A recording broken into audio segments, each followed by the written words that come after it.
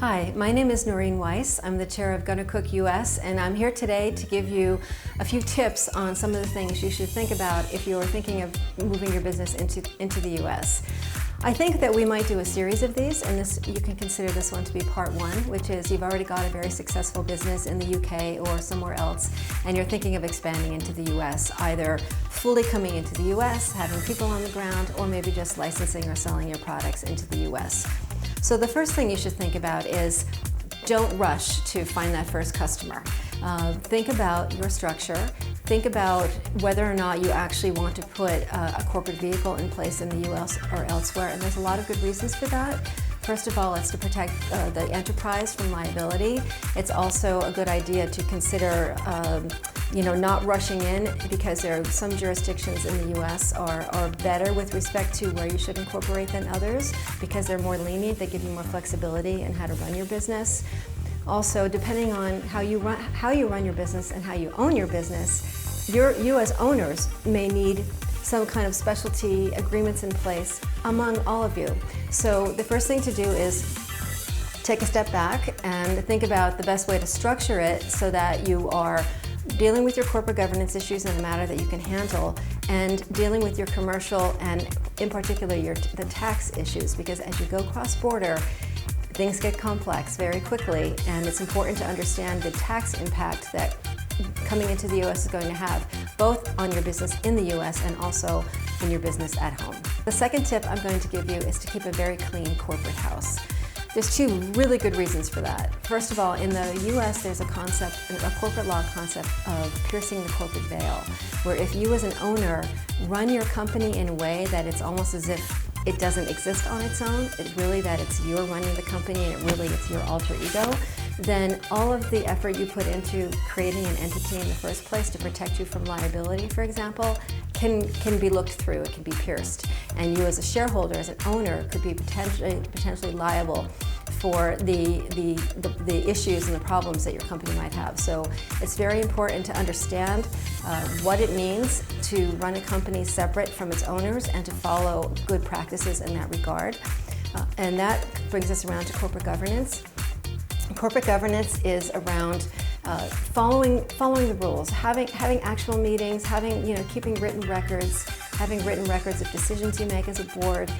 In most states, you're required, if you have a corporation, to actually have shareholders meetings periodically. You should have them, you should document them.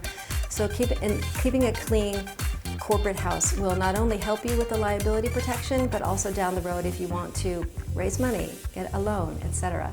So I would put a lot of attention to that.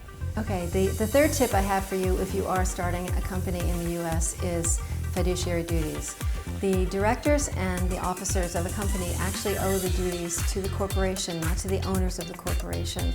Although they need to run the company to increase value for the shareholders, their duties lie in making the best decisions for the company, not for an individual shareholder. Especially when you have a smaller company, sometimes it's hard to divorce yourself, your own identity, from your company. But when you serve on a board, you have to try and do that because it's extremely important.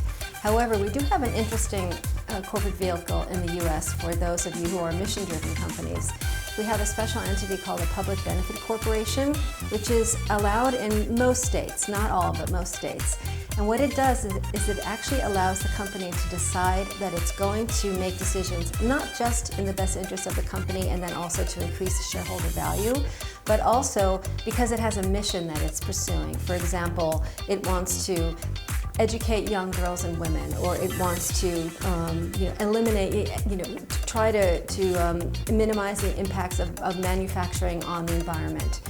You can have a mission in this kind of a company, and that the corporate governance procedures around that kind of a company are relaxed in the sense that if you follow your mission, that is an instance where you can make a decision that, for instance, may not be in the best interest of the profit of the shareholders, but it's in the best interest of your mission, and therefore it protects you in making that decision. It protects the directors and the officers from a shareholder lawsuit because of a breach of fiduciary duty. So that is an interesting option for those of you who have mission-driven companies. Okay, so we talked a little bit about expanding into the US through an entity, But I do want to talk about those of you who are not really quite there yet and are just wanting to sell your products into the US or maybe license software into the US.